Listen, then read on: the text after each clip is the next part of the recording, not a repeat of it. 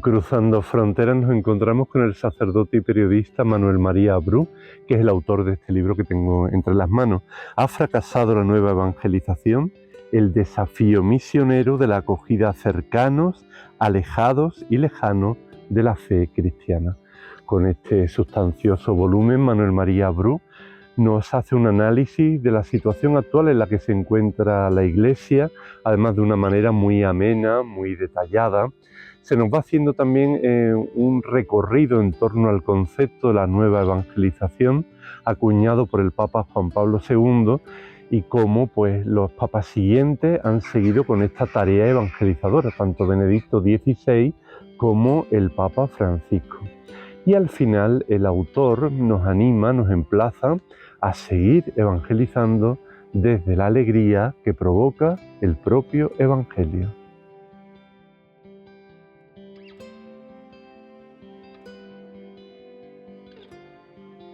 Qué alegría contar ya en Cruzando Fronteras con Manuel María Bru. Manuel María, bienvenido a nuestro programa.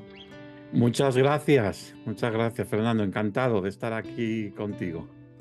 Pues estupendo. Bueno, pues ya nos hemos leído esta obra, realmente yo creo que una gran aportación, y yo supongo que ha sido el trabajo, además tú lo citas ahí, de muchos años y también de mucho conocimiento de la realidad eclesial, de los documentos, de los papas. ¿Cómo se te ha ocurrido escribir este libro, Manuel María? Bueno, la idea original, fíjate, fue la de poder tener una publicación que les sirviese a los alumnos que tengo en la Universidad Eclesiástica San Dámaso, que es en el bienio de Evangelización y Catequesis. Es una de las pocas asignaturas que no son directamente sobre catequética, ¿no? Aunque yo soy delegado episcopal de catequesis, no soy un especialista en catequética, pero yo doy una asignatura que es misión con los alejados, nueva evangelización y nuevos areópagos. Entonces, bueno, pues es una asignatura que llevo dando muchos años, pero que a veces les paso algunos apuntes, algunos textos, pero yo no tenía elaborado un libro y tenía idea de hacer un libro para los alumnos.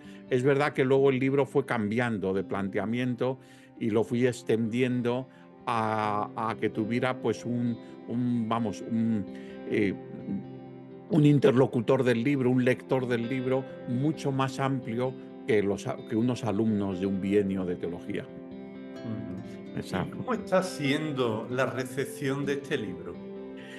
Bueno, está teniendo mucho eco mediático y digamos, muchas reacciones y creo saber hasta donde he preguntado ya hace algún tiempo que también pues está teniendo muy buenas ventas, ¿no? Cosa que, bueno, yo era el primero en tener cierto miedo por el volumen, ¿no? Porque cuando el editor me dice que al final se va a quedar prácticamente en 700 páginas, yo no me lo creía, porque no me imaginaba que iba a quedar editado tan amplio. Es verdad que la editorial San Pablo tiene el buen ojo, nunca mejor dicho, de querer publicar en la medida de lo posible con letra grande, ¿no?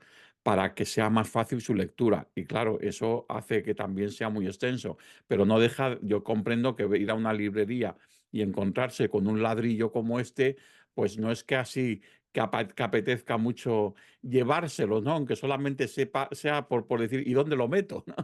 ¿Cómo me lo llevo? Tú haces una pregunta, ¿ha fracasado la nueva evangelización? Y en este libro hay muchas preguntas, pero no son preguntas que buscan información, sino que son preguntas que buscan más bien una transformación, ¿no es así? Buscan una transformación y no tanto mi objetivo es proponer de un modo explícito, claro y mucho menos definitivo cuál tiene que ser esa transformación, esa conversión pastoral, porque todo está en clave de conversión pastoral, sino que sobre todo lo que pretendo con esas preguntas, sí, son 60 preguntas, porque todos los capítulos son también, tienen como título una pregunta y todos los epígrafes de cada capítulo lo son preguntas que lo que pretenden es provocar esa reflexión de cara a esa conversión en cada uno de los lectores, no tanto el dar yo enseguida respuesta o sobre todo una respuesta clarividente y definitiva. Lo que sí que intento es dar pistas de respuesta, eso sí, pistas de respuesta. Manuel María, tenemos ya una de las preguntas sorpresa de este programa. Quizás tendría que Muy ser una bien, pregunta al final, pero nos vamos a arriesgar y la vamos a poner al principio. Vamos a ver quién te pregunta. muy bien. ¿Ha fracasado la nueva evangelización? Esa es la pregunta que Manuel nos hace a todos en forma de libro, de un amplio libro con muchas otras preguntas. Yo creo que es bueno planteárselo ahora mismo en un tiempo de cambio y en un tiempo de incertidumbre donde tampoco consiste en mirar atrás, sino en ver lo fundamental de esta evangelización. Por eso, si uno se lee el libro, al final se puede hacer una pregunta, que es la que Manuel puede responder, ¿no? Ante la realidad que tenemos, ante este cambio de época, ¿cuáles son las categorías básicas de la evangelización? ¿Qué es la plantilla fundamental de qué entendemos por evangelización para aplicarla en nuestra realidad concreta, ¿no? ¿Qué elementos básicos tiene la evangelización, esta nueva evangelización, para saber si ha fracasado o no? Seguro que con esto podemos responder al final del libro. Bueno, una sorpresa, realmente una gratísima sorpresa. Sí, sí, sí, que el mismo don José Cobo, cardenal arzobispo de Madrid, y quien prologa este libro, pues ha participado en esta entrevista. La verdad es que te agradezco, Fernando, que hayas conseguido su participación porque me llena de orgullo y me gusta mucho, ¿no? Y me gusta mucho la pregunta que me ha hecho, ¿no? Me gusta mucho esta pregunta que me hace don José, porque yo creo que como todo en la vida, la clave está en los cimientos, en los fundamentos, en los criterios, en los principios, porque todo lo que se construya va a depender de eso. En la vida, cualquier cosa en la vida, hasta la construcción de un edificio, pues depende de sus cimientos, ¿no? Y el edificio de la evangelización depende de los cimientos que se pongan en la base. Luego ya habrá ocasión de que las distintas plantas sean más altas o más bajas, ventanales más anchos o más estrechos, entre más luz o menos. Y eso constituye lo que es la dimensión plural de la evangelización, ¿no? Las distintas formas de evangelizar en una iglesia plural, en una iglesia que es unidad, es comunión, pero en la diversidad, que no es uniformidad. El edificio de la evangelización tiene que ser un edificio muy variado, pero los fundamentos son los mismos, los fundamentos sí que son los mismos siempre, ¿no? Y los fundamentos en la evangelización a mí me parece que son, en realidad, yo diría que hay dos palabras, ¿no? Que serían la palabra fidelidad, entendiendo que se trata de una doble fidelidad, ¿no? Pero por eso serían en todo caso a lo mejor tres, ¿no? Pero la palabra fidelidad y luego la palabra entusiasmo o ardor, pero dejémoslo en entusiasmo, ¿no?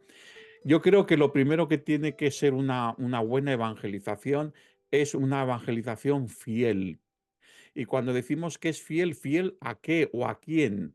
Se es fiel a alguien, no se es fiel a algo, ¿no? La fidelidad es siempre a alguien. En este caso es la fidelidad a Dios, es la fidelidad a su revelación, es la fidelidad a Jesucristo. Esa es una fidelidad fundamental. Cuando perdemos esa fidelidad y empezamos a sustituirla por un seguimiento de nuestro propio ego, de nuestras propias ideas, de nuestra ideología, entonces ya no estamos evangelizando, estamos adoctrinando, pero no estamos evangelizando, ¿no? Porque ya no es la buena nueva de Jesucristo, ¿no? Esa fidelidad es muy importante, ¿no? Y esa fidelidad tiene como referencia fundamental lo que en el libro, cuando explico lo que es la inculturación de la fe, me pregunto, ¿de qué cultura? Pero también me pregunto, ¿de qué fe? Ya que hablamos de inculturación de la fe, no demos por hecho de qué fe, ¿no? Y yo creo que aquí es la fidelidad, no tanto la fidelidad digamos, desde el punto de vista teológico doctrinal a la ortodoxia, ¿no? Porque a veces ese tipo de fidelidad se ha malentendido, ¿no? Y ha perdido la fidelidad al dinamismo, al cambio, a la novedad. No, pero sí es la fidelidad a la verdad que se nos ha revelado sobre Dios, ¿no? Porque muchas veces el Dios que mostramos en la evangelización es, como le decía un agnóstico a un sacerdote amigo mío en un largo viaje, que lo cuento en el libro, en avión, y a un hombre que, sabiendo que su compañero de viaje, en un viaje largo en avión, era sacerdote, pues hablaron mucho de la fe, y le decía, pues mire, yo no creo, yo no tengo fe, porque es que, mire usted, a mí siempre me han anunciado un Dios menor, un Dios menor. ¿Cuántas veces en la iglesia hemos anunciado un Dios menor? Un Dios empequeñecido, con nuestros criterios, con nuestras manera de entender que Dios es como una prolongación de nuestra manera de ser, ¿no? Un Dios un poco, a veces incluso mezquino, ¿no? Un Dios que es capaz de tener rencor, o un Dios que no ama infinitamente, no sé. Esa es una fidelidad. La otra fidelidad, y entraría dentro de esa primera pregunta, de esa primera palabra, la palabra fidelidad, es la fidelidad al destinatario, al interlocutor de la evangelización. En la catequesis, en los 3 directores de la catequesis se habla de esta doble fidelidad, ¿no? Pero en realidad no es solamente en el ámbito de la catequesis, es en el ámbito de la evangelización en general. La fidelidad al destinatario significa que no podemos evangelizar subiéndonos a una atalaya y desde allí tener un gran megáfono y empezar a voz en grito a anunciar el evangelio como si esto fuese. ¿Por qué? Porque esa no es la pedagogía de Dios. La pedagogía de Dios no es esa. Dios no se nos ha revelado porque un día determinado de la historia de la humanidad, a una hora determinada, se hayan abierto los cielos, hayan sonado las trompetas y se haya oído una voz donde Dios se ha contado, y todo el mundo en la tierra pues haya estado escuchando ese estruendo de la voz de Dios. No, Él lo que ha hecho ha sido mandarnos a su Hijo, ha tomado nuestra condición humana, se ha hecho uno de nosotros, nos ha escuchado mucho más que hablado, ha entrado en diálogo con nosotros. Bueno, pues esa pedagogía de Dios tendrá que ser nuestra pedagogía. Si nos subimos a una atalaya, no estamos usando la pedagogía de Dios. Y esas atalayas las hemos tenido en la iglesia y las seguimos teniendo. La atalaya de un cierto poder espiritual, incluso de un cierto poder material, o un cierto poder de influencia social y política. No, todas esas atalayas hay que perderlas. No, lo que tenemos que hacer es hacernos uno con el hombre de cada lugar y cada tiempo, escuchar mucho más que hablar, amar más que imponer,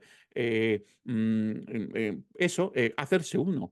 Eso forma parte y es tan importante la primera fidelidad como la segunda. Y luego, para no extenderme demasiado, luego el entusiasmo, el ardor misionero, claro, porque es que si no, lo decía San Juan Pablo II, que la nueva evangelización, nueva en su ardor, en sus métodos y en sus expresiones, nueva en sus métodos y sus expresiones, hace referencia a la segunda fidelidad, pero el entusiasmo hace referencia a un tipo de convencimiento que no es solamente un convencimiento intelectual, sino que es un convencimiento de corazón. Si realmente estamos imbuidos por la experiencia de un encuentro con alguien que ha cambiado nuestra vida, entonces sabremos comunicarlo.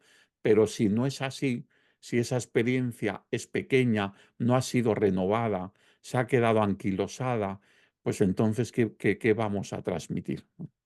Ujú. Pues agradecemos mucho al cardenal José Cobo Cano su presencia aquí en este programa y vamos a seguir ahondando en esta obra. Ahora con una pregunta, bueno, tiene varias preguntas en el libro, el cardenal belga Joseph de Kessel, y hay una pregunta que particularmente me ha llamado la atención. ¿Por qué Occidente dejó de ser una cultura religiosa para convertirse en una cultura secularizada? Bueno, esa es una de las preguntas del millón, ¿no? O del cuarto de millón, ¿no? Efectivamente, sí,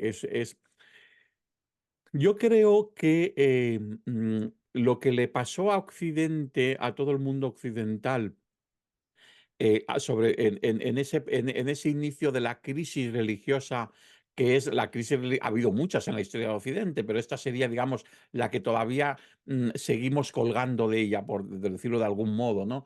Con la que se empezó esa parábola en la cual todavía estamos, aunque todavía no hayamos tocado fondo de esa parábola de la secularización, que fue, pues, a partir del el hecho histórico de la Revolución Francesa, todo lo que fue el pensamiento ilustrado y todo lo que conllevó con el pensamiento ilustrado, pues una cierta revolución cultural, ¿no? Bueno, yo creo que ahí la crisis de la secularización que empieza ahí tiene como origen, en el fondo, algo muy parecido a lo que nos ha pasado en España mucho más tarde, ¿no? Con nuestra transición política, en la época de nuestra transición política, que es lo que yo en el libro llamo el efecto boomerang, ¿no? Yo creo que ahí hubo, en aquel momento, 2 siglos atrás, hubo un efecto boomerang eh, a nivel europeo, ¿no? Generalizado. ¿Qué entiendo yo por efecto boomerang, no? Cuando un elemento fundamental de esa cultura, que era la fe cristiana, ¿no? Un elemento más, ¿no? Pero un elemento fundamental era la fe cristiana en Europa, se había consolidado. Pero cuando esa fe se convierte en eso, un referente cultural, un criterio asumido e indiscutible, ya puede dejar de ser algo vivo, algo real, y se puede convertir en algo cansino, en algo impuesto, en algo a lo que ya nos hemos acostumbrado, en algo que ha perdido la frescura de lo que significa un camino que está siempre por recorrer, como es el camino del Evangelio. Cuando empezamos a creer que ya hemos asumido la fe cristiana en una sociedad y que ya esa fe es la que realmente dirige, pues, los criterios, la moral, la manera de pensar, la manera de abrirse a la trascendencia, entonces mala cosa.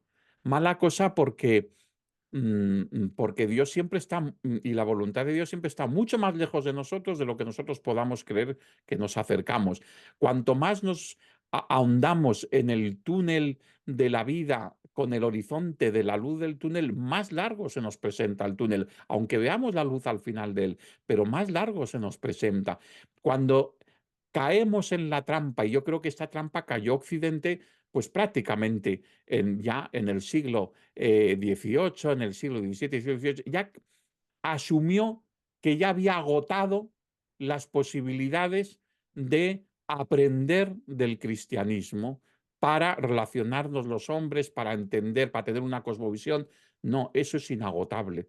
Cuando piensas eso, al final tú estás buscando, el ser humano busca y la humanidad busca siempre la novedad y siempre busca respuesta a sus preguntas. Si las respuestas a esas preguntas trascendentales están ya cosificadas, dejan de ser respuestas válidas y reales. Y entonces vas a buscar en otro sitio. Vas a buscar una libertad que no la tenía ese cristianismo amordazado culturalmente. Vas a buscar una justicia, una igualdad, un deseo de conocimiento, y todo eso es lo que vino con todo ese movimiento de la Ilustración. En el fondo era una búsqueda de Jesucristo, una búsqueda de la verdad, del bien, de la belleza, porque la respuesta a esa búsqueda cristiana se había quedado anquilosada, ya no era suficientemente auténtica. Y entonces, bueno, pues es como, como el boomerang que vuelve, ¿no? Vuelve para decir, ya no me sirve tu respuesta, ya no me sirve, la tengo que buscar en otro sitio, ¿no? Ujú. No obstante, yo creo que este libro rezuma esperanza, haciendo un análisis muy bueno. Por ejemplo, tú dices en el libro que no supone tanto esta secularización en Occidente una victoria de lo secular sobre lo religioso, sino más bien un reajuste del mapa de creencias. Y esto es una auténtica oportunidad, ¿no es así? Totalmente, totalmente. vamos a ver, cuando empiezan los sociólogos a definir lo que es el fenómeno de la secularización, son muy pesimistas desde el punto de vista religioso, ¿no? Son muy pesimistas porque lo que ven es que de repente en un mar en calma de asunción acrítica del cristianismo, pues de repente empieza a haber una tormenta y empieza a haber, y eso va cada vez creciendo más y no tiene visos.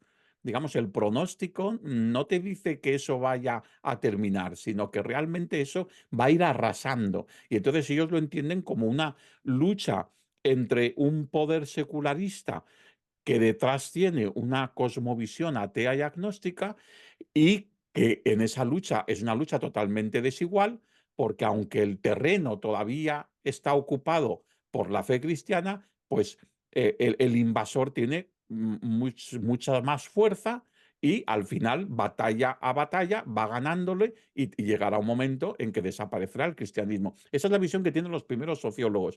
Pero claro, según van viendo la realidad, dentro del siglo XX, ¿no? Esta sería un poco el análisis dentro del siglo XX. Según van viendo la realidad, van viendo que la cosa no es así, que no es tan fácil, ¿no? Que esa supuesta invasión, pues que no es tan clara, ¿no? Y empiezan a descubrir que lo que la secularización está introduciendo es eso, una pluralidad, que desaparezca la hegemonía religiosa, que además no es solamente la hegemonía religiosa del cristianismo en Europa, ya sea católico o desde la Reforma protestante o en la Europa del Este de la Iglesia ortodoxa, sino que en el fondo ese cambio se está produciendo también en Oriente, se está produciendo también en otros lugares de la Tierra, que es un cambio en el cual la respuesta a las preguntas sobre la trascendencia son muy variadas.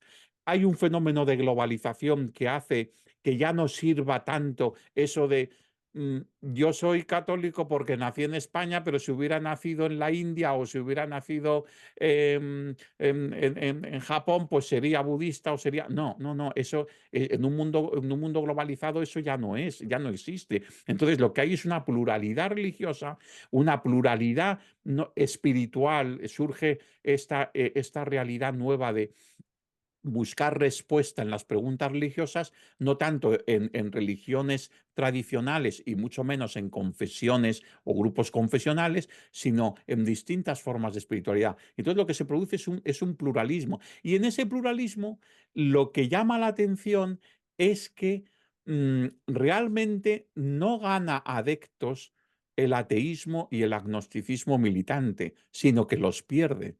No estamos ante la sociedad postsecular, ¿no? Que ya no es la imaginada por el secularismo, la sociedad postsecular, que además es que es la sociedad es una sociedad ya en un contexto de una cultura postmoderna, no moderna. Hay que pensar siempre que la secularización es propia de la modernidad, mientras que en la sociedad postmoderna es una sociedad postsecular en la cual ya lo que hay es, al contrario, hay un crecimiento de lo religioso, pero de una forma completamente distinta, sin hegemonías de grandes religiones y mucho menos de grandes confesiones. Ujú. Pues en este escenario tan diverso y tan compartido, tú remarcas también la importancia de un auténtico diálogo entre la fe y la cultura. Sí, es que el principio de la inculturación, claro, cuando antes don José Cobo me preguntaba por los fundamentos, evidentemente el tema de la doble fidelidad es inseparable del tema de la inculturación, porque la fidelidad al destinatario es la que justifica el que siempre la evangelización haya tenido en cuenta la inculturación, ¿no? El Hijo de Dios vivo, al tomar la condición humana, la toma en una cultura determinada, en un lugar determinado de la historia, en un contexto socioreligioso determinado, con una lengua determinada, el arameo, el griego. Es decir, todo eso, ya el misterio de la encarnación ya nos habla necesariamente de inculturación. la Iglesia siempre ha tenido en cuenta la importancia de la inculturación, la haya llamado así o no la haya llamado así, pero siempre la ha tenido en cuenta porque está, sobre todo está su origen, digamos, teológico e histórico, lo vemos clarísimamente en San Pablo. San Pablo es el gran profeta de la inculturación del cristianismo, ¿no? Él es el que plantea que por el principio de inculturación no tienen por qué hacerse judíos y asumir la costumbre de los judíos, los nuevos cristianos que vienen de la gentilidad, ¿no? Los gentiles, ¿no? ¿Por qué? Porque su cultura es otra, ¿no? San Pablo es el que nos enseña además cuál es el método de la inculturación, que es el método del discernimiento, pero a partir de un acercamiento, de un diálogo, ¿no? Yo esto, por ejemplo, lo explico muchas veces a los catequistas o incluso a los alumnos de teología. Yo les explico, les digo, si vamos a los hechos de los apóstoles, nos encontramos con algo que muchos de nuestros contemporáneos cristianos, si hubieran estado allí al lado de San Pablo, les parecería escandaloso, porque cuando llega al Areópago ateniense, no se le ocurre decir, oye, todos estos dioses griegos que tenéis aquí, todos estos dioses son paganos y por tanto vosotros sois unos paganos, estáis perdidos, os vais a condenar, ¿no? Es que ese ha sido nuestro mensaje cristiano mucho tiempo. Pero no dice eso San Pablo. San Pablo lo que dice es, fijaos en esa estatua del Dios desconocido, de ese Dios os vengo a hablar. Esa es la clave de la inculturación. Es un diálogo con la cultura donde tú buscas lo positivo de esa cultura para desde eso positivo buscar un puente, pero no como una estrategia comunicativa o de... No, no es una estrategia, es que eso es hacerse uno, ¿no? Esa es la inculturación, ¿no? Ese diálogo en el cual, como dice San Pablo, luego hay que, en su carta a los tesalonicenses, luego hay que quedarse, examinarlo todo y quedarse con lo bueno. Él no pone el acento en examinarlo todo y advertid y tened cuidado con lo malo que os puede contagiar, no. Eso a él le parece secundario, examinarlo todo y quedaros con lo bueno. ¿Por qué? Porque eso forma parte del hacerse, la inculturación es el hacerse uno desde el punto de vista cultural, ¿no? Y la inculturación de la fe, claro, luego llegó, por ejemplo, en el siglo XVI, lo que fue esa gran, digamos, entusiasmo misionero, luego tuvo otra época del siglo XIX, ¿no? Con los grandes misioneros, ¿no? En el siglo XIX, pues, claro, una inculturación complicada porque estuvo muy unida al colonialismo. Y claro, cuando ya se junta el colonialismo con... Pero es verdad. Pero claro, por eso vemos que por eso es el patrono de las misiones San Francisco Javier, porque es el modelo perfecto de la inculturación, porque Francisco Javier no llega hasta los confines de la tierra con ejércitos invasores, sino él solito con una cruz y con la Biblia, ¿no? Ese es el modelo genial de la evangelización misionera, ¿no? De la misión a dientes, ¿no? Y San Francisco Javier se da cuenta de que tiene que aprender estos idiomas, pero no para hacerse entender, como muchas veces se ha dicho, o solo para hacerse entender, sino porque a través del idioma entra en el corazón de cada cultura, porque la lengua es seguramente la expresión más profunda y más rica de una cultura, ¿no? Porque supone toda una manera de pensar, de entender la realidad. Y entonces él lo que quiere es entender a aquellos a los que quiere anunciar el Evangelio. Este es el proceso de la inculturación. ¿Qué es lo que nos ocurre hoy en día? Que en realidad evangelizamos mal porque no nos tomamos en serio la inculturación. Nos acercamos a los jóvenes de hoy y los vemos lejanos y no siempre acertamos a poder conectar con ellos, porque, como decía Benedicto XVI y luego ha repetido tantas veces Francisco, les damos respuestas a preguntas que no se hacen.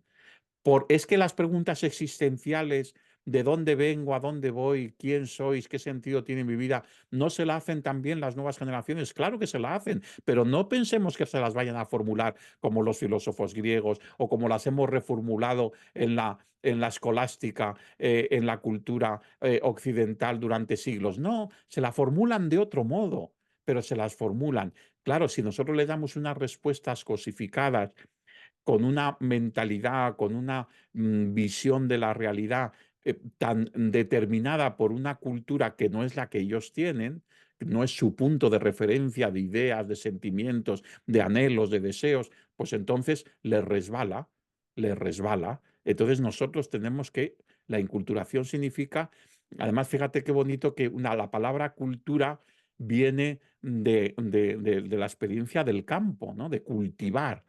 Y precisamente no entendemos cualquier labrador, ahora que hemos celebrado San Isidro Labrador, cualquier labrador entiende perfectamente de que un elemento fundamental para poder cultivar es arar. Arar es remover, remover. La inculturación lo que pretende es remover el mundo de referencias, el corazón de las personas, ¿no? Es entrar ahí, entrar. Entonces, la inculturación de la fe significa que es necesaria una pre-evangelización, que son tan importantes o más que los artículos de la fe, son las cuestiones de los preámbula fidei, ¿no? Son tan importantes como los artículos de la fe. ¿Por qué? Porque si no, la fe no responde a nada, ¿no? Primero los preámbula fidei, es decir, aquellos interrogantes, aquellas inquietudes, aquellos anhelos ante los cuales la fe adquiere todo su valor y todo su sentido. Remover, porque si no, sembramos sobre, como nos dice la parábola del sembrador, sobre un terreno que está tan seco y tan firme que ahí no arraiga nada. No arraiga nada, ¿no? Primero hay que arar, ¿no? Entonces, bueno, todo esto es el mundo de la inculturación y yo creo que ese es el gran problema que tenemos, es que sobre todo en los sectores más, que yo creo que son los que más están aquí entre nosotros, que nadie nos oye, los que más están frenando la nueva evangelización, son sectores que incluso la utilizan como bandera, ¿no? Que son aquellos que más les cuesta en la Iglesia descubrir que hay que tener una mirada positiva ante la cultura contemporánea, que hay que tener una mirada con paciencia, que no hay que estar de alarma en alarma. Nos ha llegado no sé qué y nos alarmamos, nos ha llegado el transhumanismo y esto ya es el fin del mundo, nos llega la inteligencia artificial y ya no te quiero contar, nos llega... No, paciencia. Todo tiene su sentido, todo tiene su valor, todo tiene su significado, todo tiene un porqué. Entonces, ¿que hay que determinar los peligros inmediatos que tiene? Vale, determínalos, pero no te quedes ahí, ve más a fondo, ¿no? Asume, tanto amó Dios el mundo que le entregó a su propio Hijo. Un poquito de amor al mundo nos falta, ¿no? De visión positiva del mundo en el que vivimos, porque si no, no podemos inculturar la fe, si no lo que vamos a hacer es un combate cultural, un combate de la fe, ¿no? Que no existe la cultura, es un principio básico de la inculturación, que no existe la cultura católica ni la cultura cristiana, que no existen, que lo que existe es la fe cristiana. Y la fe cristiana es capaz de expresarse en cualquier cultura, en toda cultura. Hombre, mucho más fácil en una cultura civilizada, pero en cualquier cultura, en unas culturas será más fácil que en otras, pero siempre es capaz de expresarse con una iluminación crítica. Y luego que tampoco la inculturación es iluminar, porque esto aparece en muchos textos y textos muy serios de teología, ¿eh? Aparece, ¿qué es la inculturación? La iluminación de la fe a la cultura. Digo, si vamos a los textos del Concilio Vaticano II, no dice solamente eso. Habla de una iluminación de doble sentido. Es iluminar con la fe, pero también dejarse iluminar por la cultura de cada lugar y de cada tiempo, porque la cultura de cada lugar y cada tiempo tiene mucho que decirnos de lo que es el ser humano en cada lugar y en cada tiempo para que podamos descubrir realmente su búsqueda de Dios. Entonces hay que dejarse iluminar mutuamente y nos puede dar muchas claves para entender mejor la fe, no solamente, porque a veces se dice, bueno, sí, para saberla expresar mejor. No, no solamente para saberla expresar mejor, que eso puede quedarse solamente en estrategia comunicativa, para saberla entender mejor. Yo no puedo entender bien mi fe si no tengo en cuenta lo que me está diciendo la realidad que me rodea. Esa realidad ilumina la manera de entender la fe, ¿no? Bueno, es que esto sería, solamente el tema de la inculturación daría para horas, ¿no? Bueno, lo que hay que hacer es leerse bien el libro, pero bueno, yo quiero también preguntarte algo que tengo curiosidad por saber de, así muy brevemente, ¿con qué rasgo definirías a la sociedad, la cultura de la sociedad del cansancio? Bueno, yo creo que la definición que hace este gran, bueno, es un chico relativamente joven, ¿no? Este teólogo que habla de la sociedad del cansancio, el teólogo que es alemán, pero de origen oriental. No me atrevo a decir el nombre porque nunca me he aprendido cómo se pronuncia, ¿no? Eh, pero en el fondo la descripción que él hace yo creo que es una descripción que hay que entenderla unida a las otras descripciones, digamos, del análisis de la cultura contemporánea. En el fondo, la sociedad del cansancio tiene mucho que ver con la sociedad desvinculada de Arbelot, tiene mucho que ver con la sociedad líquida de Bauman, ¿no? Es decir, son distintas perspectivas que nos ayudan a entender culturalmente una sociedad. Yo creo que la sociedad del cansancio, en cierto modo, es la sociedad eh, que mm, mm, se sostiene en una cultura débil y eso la cansa porque la pide necesariamente repensar los criterios fundamentales, ¿no? Y eso es cansino, ¿no? Porque lo más fácil es darlos por hecho, ¿no? Y esto supone repensarlo. Y por otro lado, a la hora de repensarlo, pues no encuentra apoyos sólidos porque estamos en una cultura débil de la que hablaba y eso cansa. Y eso al final tiene como resultado de ese cansancio el dejar de pensar. Vivimos en una sociedad que está tentada a dejar de pensar porque cada vez que quiere pensar, los hombres de esta sociedad quieren pensar, les cuesta más hacerlo. Tienen menos referentes objetivos para hacerlo, menos referentes sólidos, están muy imbuidos por un pensamiento que es relativista, ¿no? Y les cuesta más y por otro lado, pues ante esta dificultad, pues dicen, pues ¿para qué? Si lo importante es la utilidad, ¿no? Pues ¿para qué voy a pensar? ¿No? Y entonces hay un cansancio y luego ese cansancio termina siendo un cansancio no solamente en el pensar, sino también un cansancio en la propia vida, cansados de la vida, cansados del trabajo, cansados de los afectos, cansados. ¿Por qué? Porque todo es como una carrera de obstáculos y al final pues perdemos la respiración, ¿no? Pero al final nos ahogamos, ¿no? Es un agotamiento y es un agotamiento que lo propicia pues esta pobreza de sostenimiento cultural en la que estamos, ¿no? Pero que de algún modo eso también nos tiene que llevar a ver la oportunidad que nos da una sociedad del cansancio, ¿no? A lo mejor la sociedad del cansancio nos está diciendo a la Iglesia que no tenemos que ser tanto primordialmente iglesia maestra, ¿eh? Porque el que está cansado no necesita o no requiere tanto de alguien que le esté al oído diciéndole cosas, ¿no? Que tienes que hacer esto, tienes que hacerlo, es que piensan esto, es que piensan lo otro, es que tal, ¿no? No necesitan tanto un padre digamos, que guía, ¿no? Y a lo mejor necesitan más una madre que escuche. A lo mejor ya no es este el momento tanto de la iglesia maestra, que lo tendrá que ser siempre, pero cuando haya interrogantes, cuando realmente nos pidan, ¿no?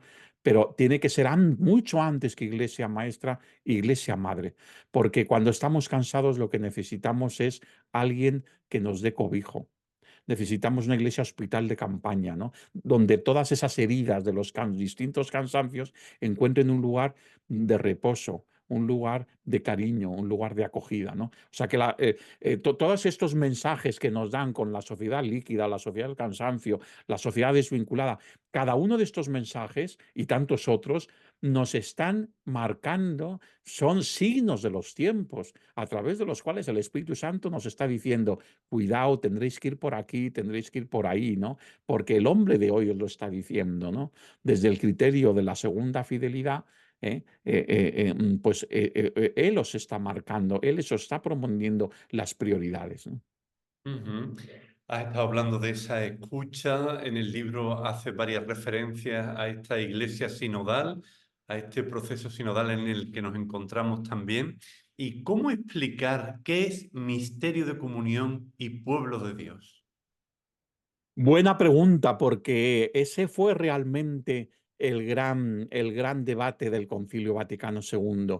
Y es un debate que tiene mucho que ver con la manera de entender la evangelización, ¿no?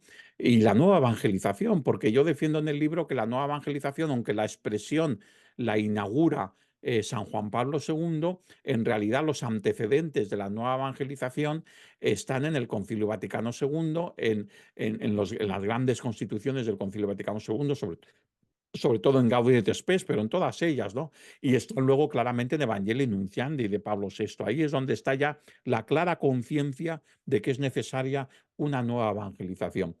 ¿Qué pasa? Que cuando la gran pregunta del Concilio Vaticano II es, Iglesia, ¿qué dices de ti misma? ¿Y qué le dices de ti misma al hombre de hoy, al hombre del siglo XX, ¿no? Estamos ya en el siglo XXI, pero todavía no hemos sido capaces de responder desde las claves del concilio al hombre del siglo XX, ¿no? Menos al del siglo XXI. Claro, en esa pregunta hay una cuestión muy importante, que es la mirada introspectiva de la Iglesia. Es verdad que lo que hace el concilio es precisamente sacarnos fuera de nosotros mismos y mirar a la misión, ¿no? Y poner el acento en el diálogo con el hombre de hoy. Y no quedarnos mirándonos el ombligo, pero sí que sin quedarnos mirando el ombligo tenemos que preguntarnos, pero en el fondo, ¿quién soy yo como iglesia, no? Y en esta pregunta aparecen dos realidades y dos conceptos complementarios en el concilio y los dos son muy novedosos. O sea, hay que tener en cuenta que estos dos conceptos no aparecen en ningún momento en el Concilio Vaticano I, que es de muy poco antes, ¿no? Que son el concepto de Iglesia Comunión y el concepto de Iglesia Pueblo de Dios. Y es verdad que en los debates conciliares hubo cierta tensión, porque parecía que los que defendían el concepto de Iglesia Comunión eran como más resistentes al cambio que el concilio quería dar a la Iglesia, y los que defendían el concepto de pueblo de Dios estaban más en la vanguardia de ese cambio, ¿no? Porque la palabra pueblo de Dios intentaba buscar una similitud con los pueblos del mundo, ¿no? Un pueblo entre otros pueblos, ¿no? Eso es una imagen preciosa, ¿no? Porque pone el acento en la realidad humana, no en la realidad del misterio de la Iglesia, sino en la realidad de la realización de la Iglesia. Pero no es verdad que el concepto de Iglesia Comunión sea un concepto retrógrado. Es un concepto que busca un fundamento, que es el fundamento trinitario. El misterio de la Iglesia es el misterio trinitario. La Iglesia está llamada a ser en el mundo signo de esa unidad que se nos ha revelado en Jesucristo y que es la unidad de Dios, que es una unidad en la pluralidad. Y claro, esto es fundamental para la Iglesia, pueblo de Dios, porque solamente podrá ser pueblo de muchos pueblos si es capaz de generar comunión en la diversidad y no la uniformidad.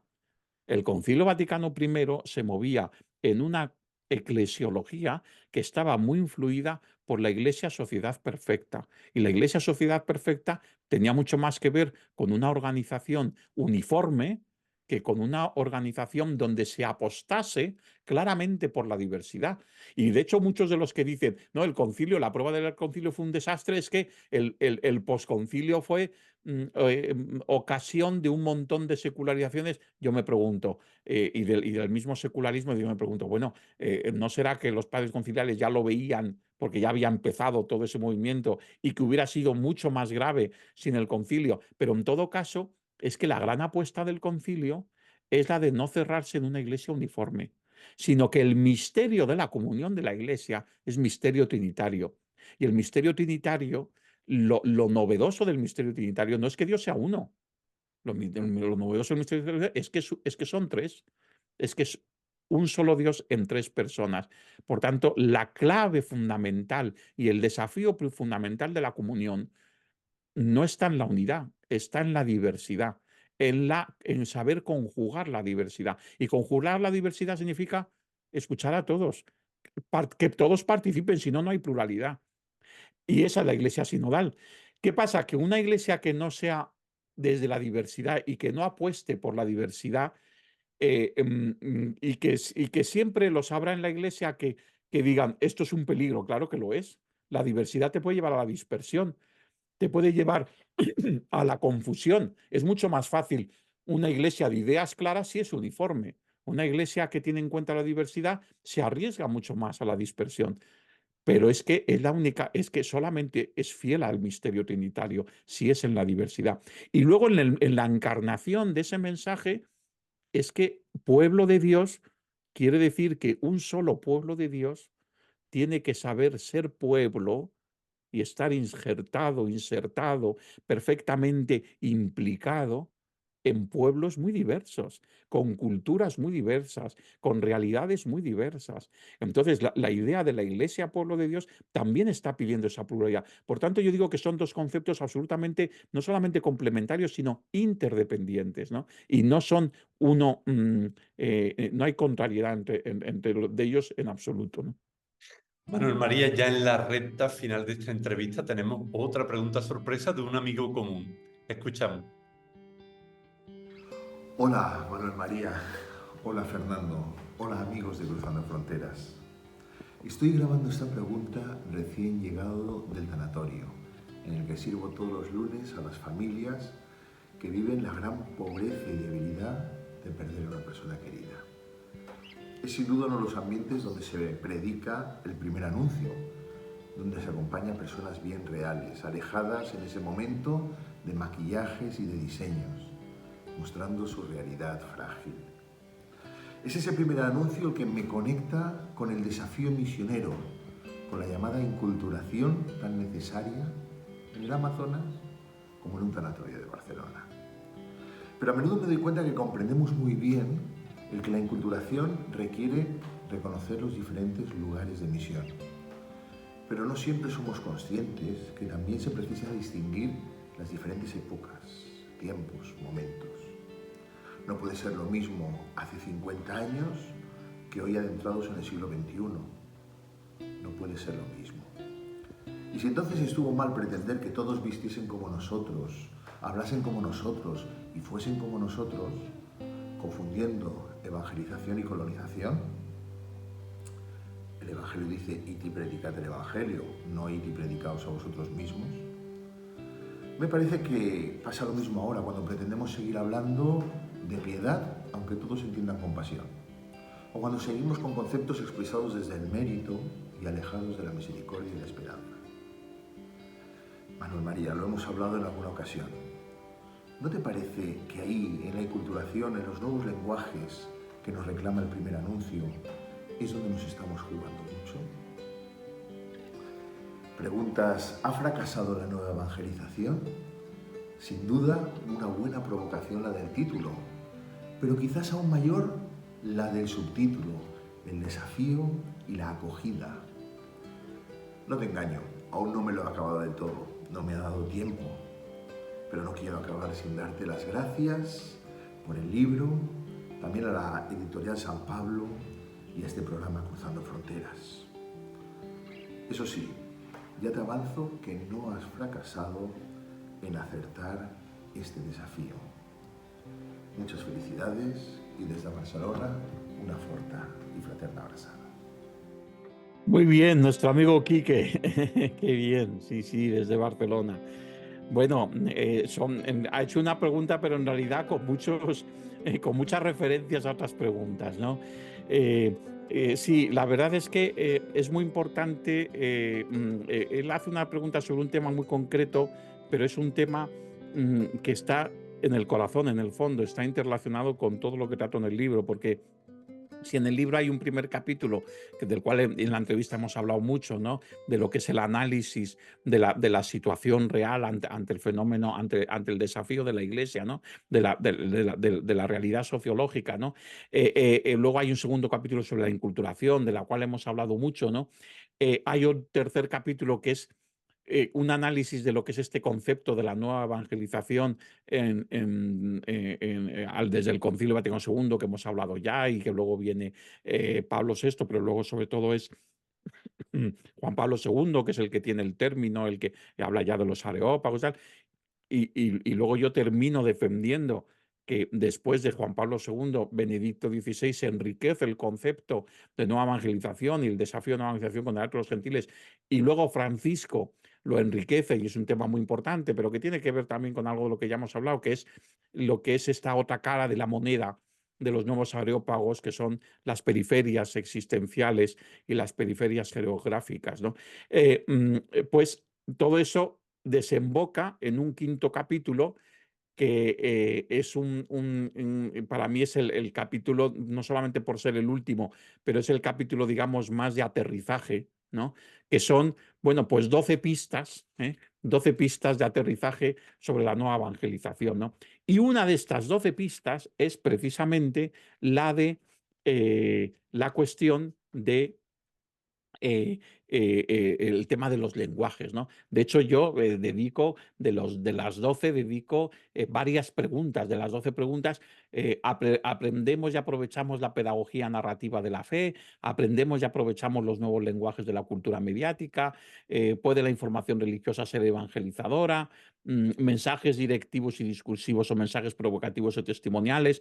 Estas últimas 4 preguntas de las 12 tienen que ver con el tema del lenguaje. Y el tema del lenguaje es muy importante. Cuando hablamos del lenguaje en la evangelización, lógicamente no nos referimos solamente al uso del léxico y de la gramática en el lenguaje evangelizador, ¿no? Sobre todo en el lenguaje de la palabra.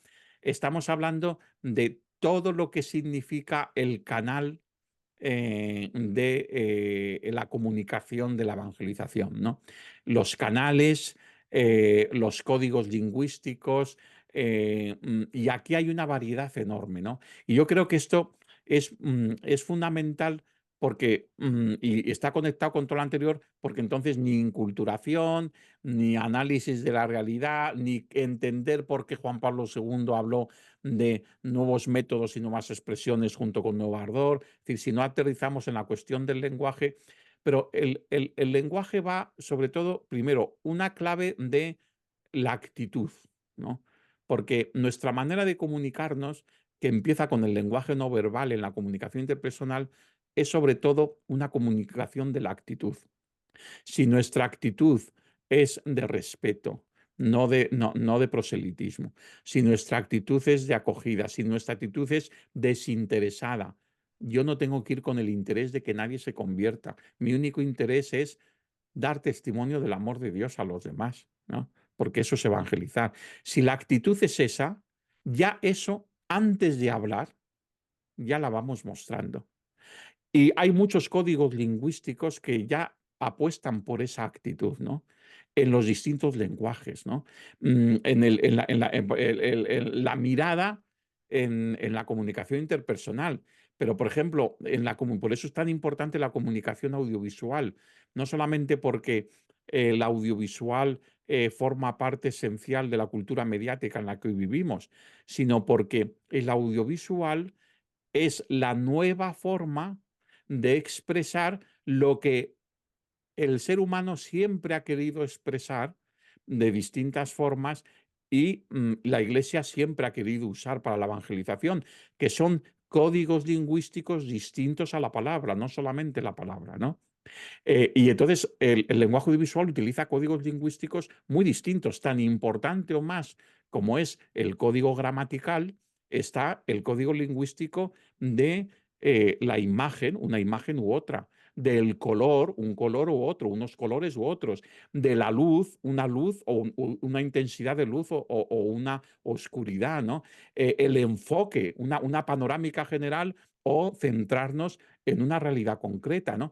Todos estos son códigos lingüísticos que en el lenguaje audiovisual son técnicos, pero que han sido también códigos lingüísticos técnicos, entre comillas, en el lenguaje de los arquitectos y de los escultores y de los pintores que aparecen, que está representado en una catedral barroca. Y no hay nada, yo siempre lo digo esto, no hay nada más parecido a un retablo barroco que la pantalla de un ordenador cuando se está editando un vídeo.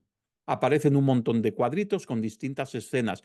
Lo que no ha podido hacer técnicamente el escultor que ha hecho los relieves en un retablo barroco es poder dar un dinamismo de movimiento a la secuencia de esas escenas. Pero el lenguaje es narrativo, es una narración de un texto bíblico, una narración de la historia de la salvación de otro modo, de la vida de un santo, es lo que aparece en los retablos, ¿no?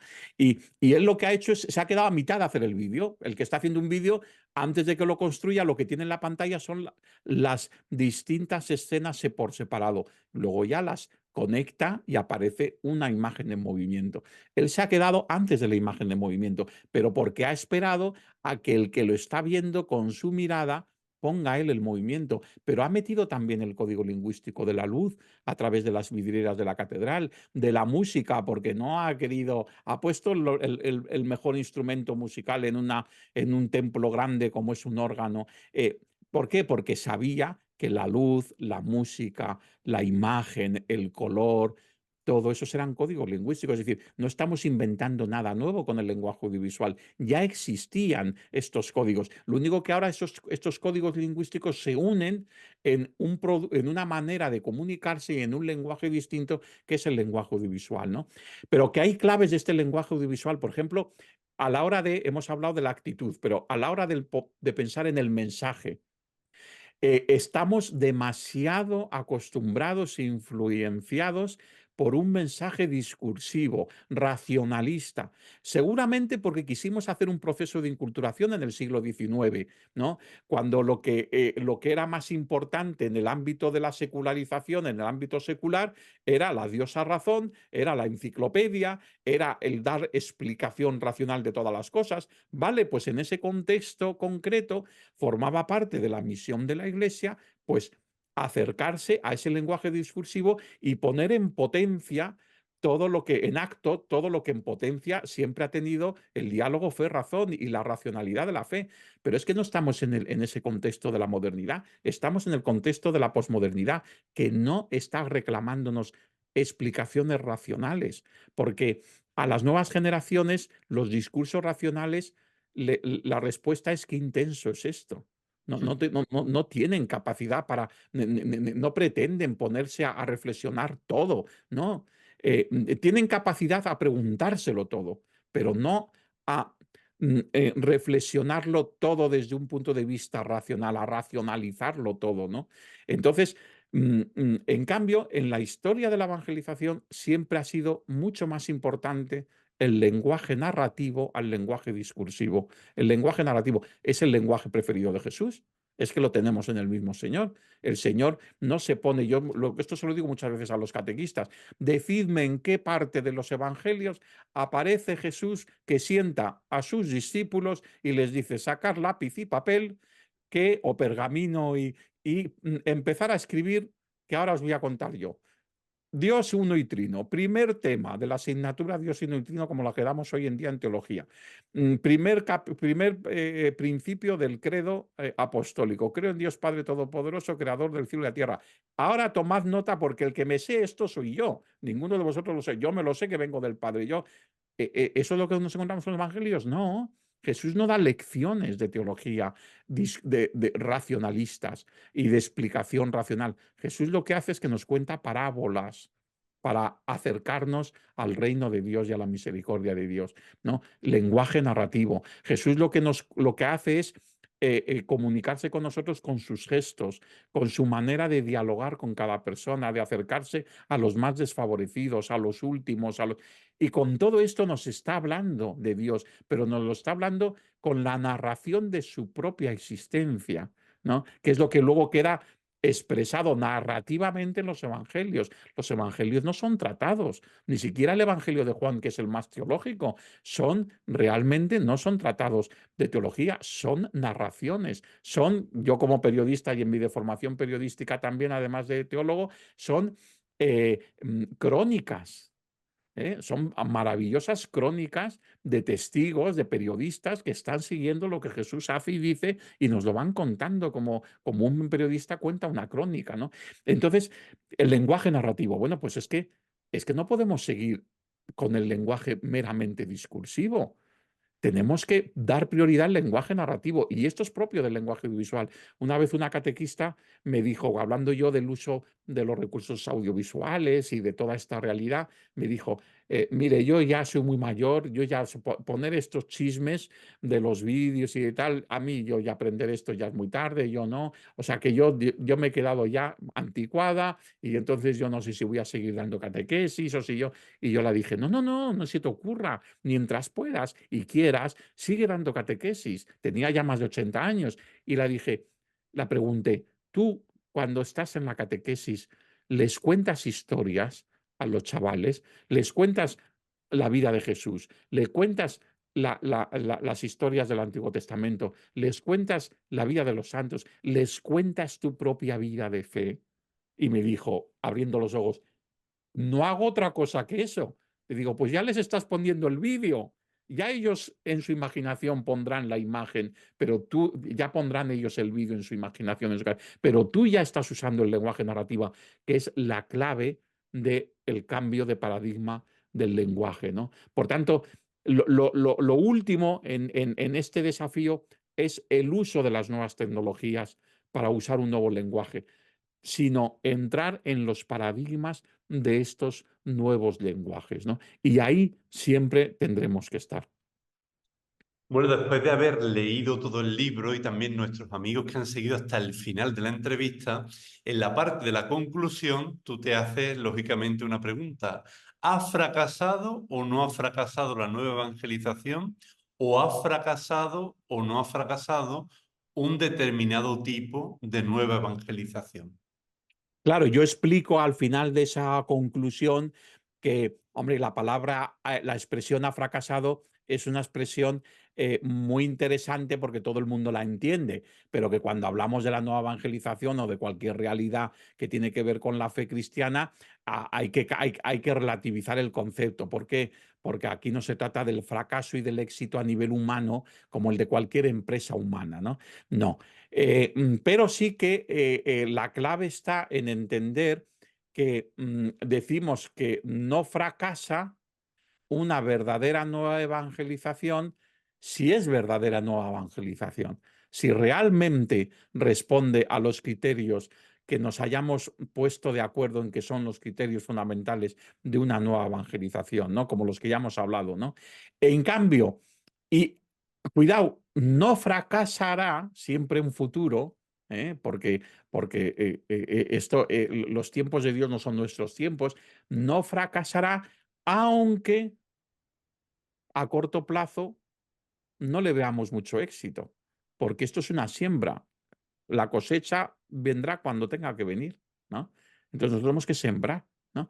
En cambio, fracasará una mala evangelización y por tanto no nueva evangelización, aunque de principio de resultados llamativos, si responde a una evangelización ideologizada o a una evangelización de marketing o a una evangelización meramente emocional, meramente emotiva o meramente racional en el otro extremo, ¿no? Pero, es decir, si es deficiente esa evangelización, puede tener un éxito inmediato, pero será un éxito inmediato que durará muy poco tiempo. ¿Por qué? Y sobre todo, no solamente es una cuestión de tiempo ni de números, tendrá poca calidad. Es decir, realmente no llegará a ser una experiencia transformadora y permanente en la vida de las personas. Por ejemplo, uno de los temas más polémicos del libro, yo no quiero rehuir, uno de los temas más polémicos del libro por lo que está surgiendo a partir de que se ha publicado, lo de los ecos que va viendo, es la referencia que yo hago con mucha claridad a en los puntos del último capítulo, con esa pregunta de primer anuncio o primer impacto, ¿no? Bueno, hoy en día se están presentando muchas iniciativas de primer anuncio que yo cuestiono que sean de primer anuncio.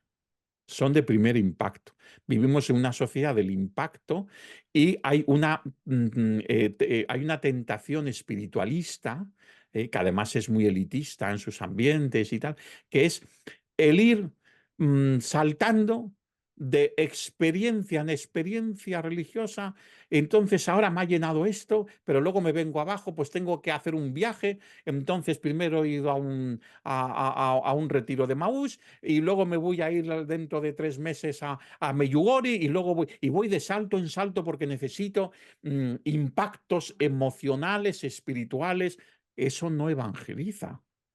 Eso Dios se puede servir de eso y puede haber detrás de esos métodos, en concreto de los métodos de primer anuncio, puede haber, o de supuesto primer anuncio, puede haber una inspiración que recupere elementos como el de la emotividad o elementos como, bueno, no digo que no, pero para eso está la Iglesia que tiene y el carisma de la jerarquía de la Iglesia para reconducir estas realidades.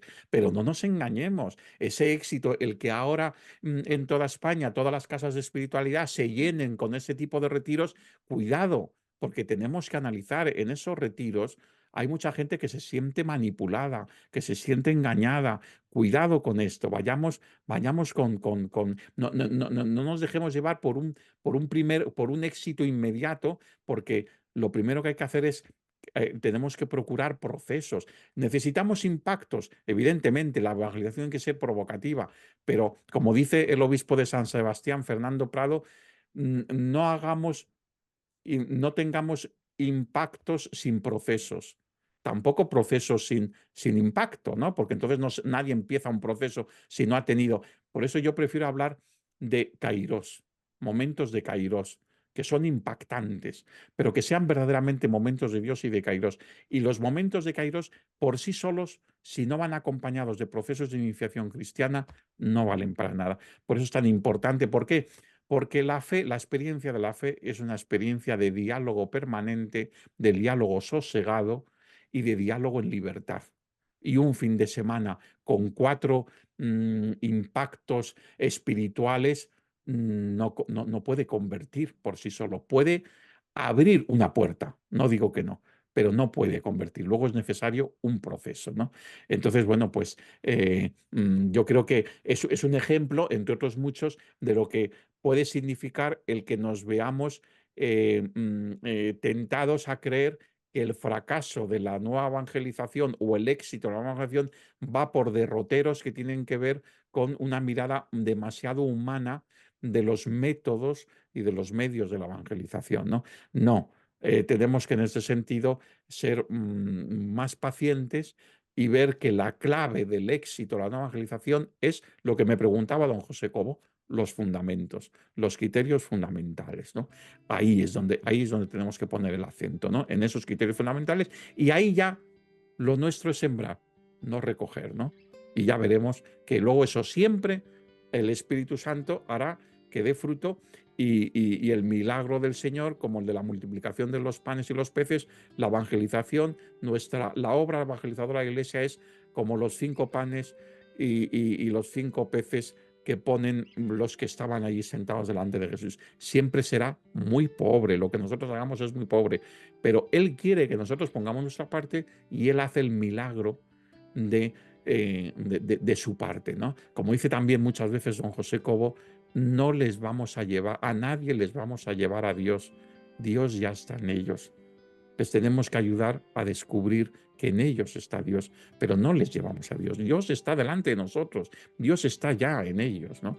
Entonces, bueno, pues tengamos esta paciencia y esta humildad enorme en la nueva evangelización. Bueno, el libro está en la colección Monumenta. Decías tú que era un ladrillo, un tocho, pero yo creo que es un monumento de invitación al diálogo, al encuentro, a la búsqueda, a la reflexión. Bueno, yo sé que hay muchos laicos, muchos sacerdotes que se lo están leyendo con auténtica pasión porque hay mucha vida en este libro. Muchísimas gracias por ese gran esfuerzo, Manuel María, y hasta siempre. Muchísimas gracias a ti, Fernando. Muchísimas gracias. Si te ha gustado esta entrevista en Cruzando Fronteras, te animamos a que te suscribas a nuestro canal, que le des a like, que actives la campanita y que compartas tus comentarios en las redes sociales. Muchas gracias.